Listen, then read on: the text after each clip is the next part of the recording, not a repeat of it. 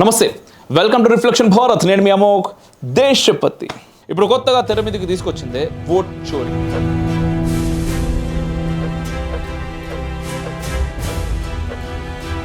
ఈవీఎంలు మోడీకి అనుకూలంగా పనిచేస్తున్నాయి. ఓట్ చోరీ నిజంగానే ఎవరు చేశారు? ఈవీఎంలతోనా లేక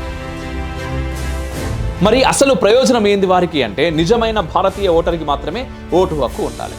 డూప్లికేట్, బోగస్, ఇన్ఫిల్ట్రేటర్ ఓటర్ల లిస్టులో ఉండదు. ఓట్ చోరీ అనేది వాస్తవం కాదు. ఇది రాహుల్ గాంధీ సృష్టించిన రాజకీయ డ్రామా.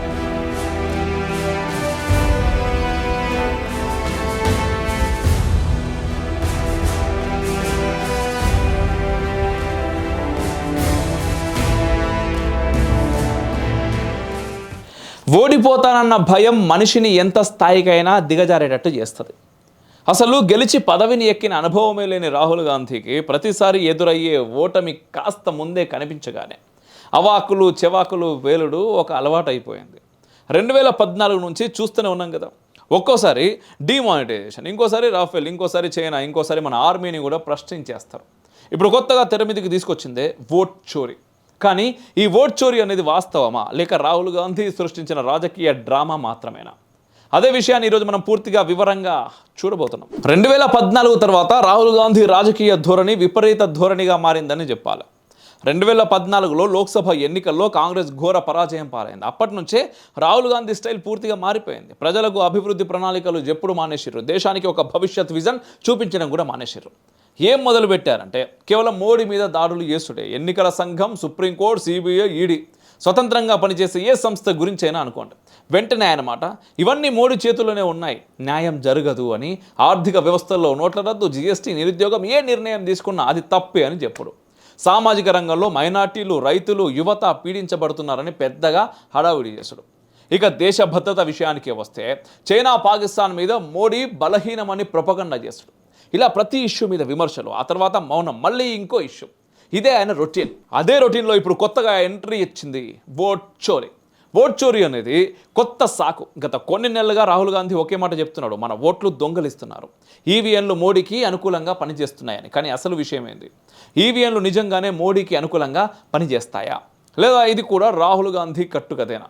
చూడరు.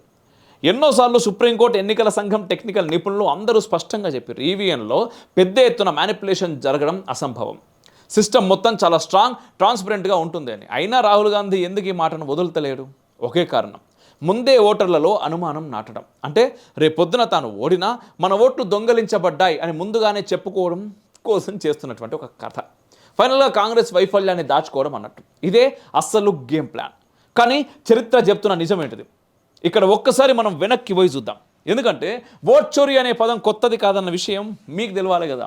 అఫ్కోర్స్ మీకు కూడా తెలుసు అనుకోరు, జస్ట్ గుర్తు చేసే ప్రయత్నం చేస్తున్నా. 1952లోనే కాంగ్రెస్ కమ్యూనిస్టులతో కలిసి డాక్టర్ అంబేద్కర్ ఎన్నికను మ్యానిపులేట్ చేసింది. 1957లో బీహార్లో కాంగ్రెస్ వాళ్ళే మొదట బూత్ క్యాప్చరింగ్ చేశారు. దీనికి ఆధారాలు కూడా ఉన్నాయి.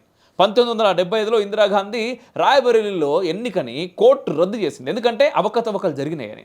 1987లో కాంగ్రెస్, నేషనల్ కాన్ఫరెన్స్ కలిసి కాశ్మీర్ ఎన్నికల్లో పెద్ద ఎత్తున రిగ్గింగ్ చేసింది. అంటే అసలు ఓట్ చోరీ చరిత్రను వెతికితే అది ఎవరి దగ్గర దొరుకుతుంది? కామెంట్లో చెప్పుర్రు మీరు. రాహుల్ గాంధీ ఎన్నికల్లో ఓడిపోయినప్పుడల్లా పాటించే ఒక పద్ధతి ఉన్నది, మోడస్ ఆపరెండి. సరే, ఇప్పుడు నేను దాని గురించి మీకు చెప్పే ప్రయత్నం చేస్తా. పాయింట్ వివరంగా చెప్తా అది ఏంటిది అని. ఫలితాలు తనకు అనుకూలంగా రాకపోతే వెంటనే ఒక సెన్సేషనల్ ఆరోపణ చేస్తారు. ఒకసారి ఈవీఎంలు దొంగలించబడ్డాయి అంటారు, ఇంకోసారి ఎన్నికల సంఘం బీజేపీ చేతుల్లో ఉంది అంటారు, లేదా సుప్రీంకోర్టు కూడా మోడీకి మద్దతు ఇస్తున్నది అంటారు. మొదటి నిమిషం నుంచే ప్రజల్లో అనుమానం కలిగించే ప్రయత్నం చేస్తూ ఉంటారు. ఆరోపణలు మాత్రం పెద్ద పెద్దగా చేస్తారు, కానీ వాటికి ఏ ఆధారం కూడా చూపించారు, ఎలాంటి సాక్ష్యం ఉండదు. ఉదాహరణకు చూసుకుంటే ఈవీఎంలో ఏ బటన్ నొక్కినా బీజేపీకే ఓటు పడుతుంది అని కూడా అన్నాడు ఒకనొక టైంలో, కానీ ఎక్కడ ఒక ఖచ్చితమైన ప్రూఫ్ కూడా చూపించలేకపోయారు. సుప్రీంకోర్టు, ఈసీ ఎన్నిసార్లు అడిగినా ఆధారాలు ఇవ్వండి అంటే చేతులు ఎత్తేస్తారు. అంటే మాటలు చాలా, సాక్ష్యం సున్నా. పోనీ ఎన్నికల సంఘం ముందు ఫిర్యాదు చేసిర్రా అంటే అది కూడా లేదు. ఎవరికైనా నిజంగా అనుమానం ఉంటే ఏం చేస్తారంటే వారు మొదటగా ఈసీకి అధికారికంగా ఫిర్యాదు చేస్తారు. కానీ రాహుల్ గాంధీ, కాంగ్రెస్ నాయకులు ఎప్పుడూ సెక్షన్ 80RP యాక్ట్ కింద పిటిషన్ కూడా వేయలేదు. ఒక సీటు గురించైనా సీరియస్గా కోర్టులో కేసు వేయలేదు. అంటే అధికారికంగా పోరాడడానికి గట్టి సాక్ష్యం లేకపోవడం వల్ల బయట కేకలు వేసుడే టాక్టిక్ అన్నట్టు. మీడియా, సోషల్ మీడియాలో పెద్ద హంగామా సృష్టించేస్తారు. ఇక్కడే ఆయన అసలు ఆట మొదలవుతుంది. ప్రెస్ కాన్ఫరెన్స్ పెట్టి పెద్ద పెద్ద మాటలు చెప్తారు. సోషల్ మీడియాలో వరుసగా పోస్టులు పడిపోతాయి అనుకూల వర్గాల నుండి. ఆ సమయంలో జనాలంతా సందిగ్ధంలో పడిపోతారు. తన అనుకూల మీడియా ఛానల్స్లో గంటల కొద్దీ చర్చలు, ప్రజల్లో అనుమానం కలిగించేలా వాతావరణం క్రియేట్ చేస్తారు. అసలు ఉద్దేశం ఆరోపణ నిజమో కాదో పక్కన పెట్టి ప్రజలు డౌట్ పడేలా చేస్తారు. దీనినే షూట్ అండ్ స్కూట్ అంటారు. ఒక బుల్లెట్ వదిలేసి పారిపోవడం లాంటి పద్ధతి. అంటే తప్పుడు ఆరోపణ చేసి వెంటనే వెనక్కి తగ్గిపోవడం. ఆరోపణ రుజువయ్యే లోపే మరో కొత్త ఇష్యూ మీద ఫోకస్ మార్చేస్తూ ఉంటారు. ఇట్లా చేస్తూ తాను ఎప్పుడూ వాస్తవాలకు దూరంగా కానీ స్పాట్లైట్లో ఉండేలా చూసుకుంటారు. వాస్తవ గణాంకాలు, ఎవరు ఓట్ చోరీ చేసిర్రు అని ఎవ్వరూ లోతుగా వెళ్ళి పరిశీలించే సమయం తీసుకోరు. కానీ ఆ వివరాలన్నీ ఇప్పుడు మీ ముందు నేను ఉంచబోతున్నా. చూద్దాం ఒకసారి. నిజంగా ఇక్కడ ఓట్ చోరీ జరిగిందా? రాయ్బరేలీ ప్రియాంక గాంధీ నియోజకవర్గంలో 2 లక్షలకు పైగా డౌట్ఫుల్ ఓటర్స్ ఉన్నారు. 19,000 duplicate IDs, 71,000 fake addresses, 92,000 mass additions. అంతేకాదు 52,000 ఫేక్ బర్త్ సర్టిఫికేట్స్ బయటపడ్డాయి. వయనాడ్లో రాహుల్ గాంధీ నియోజకవర్గంలో 93,499 అనుమానాస్పద ఓటర్లు, duplicate IDs, fake addresses, bulk additions.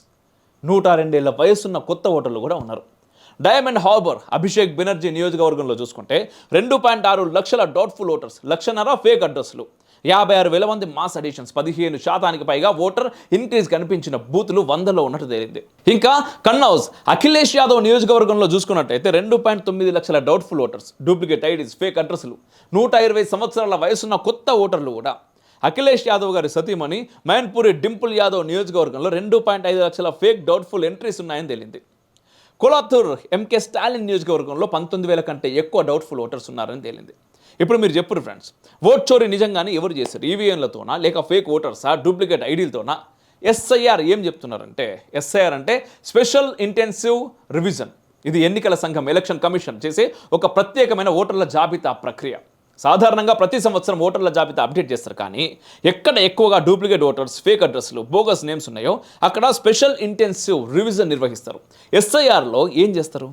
ఓటర్ల జాబితా పూర్తిగా వెరిఫికేషన్. ప్రతి పేరు, చిరునామా, వయసు క్రాస్ చెక్ చేస్తారు.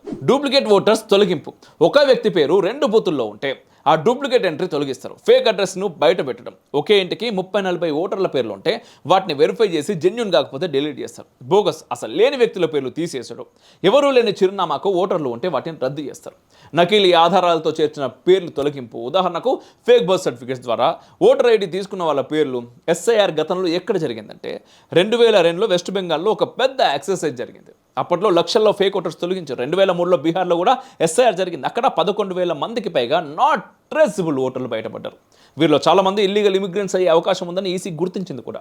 ఈ 2 సందర్భాల్లోనూ ఎటువంటి వివాదం లేకుండా ఎన్నికల సంఘం విజయవంతంగా పూర్తి చేసింది.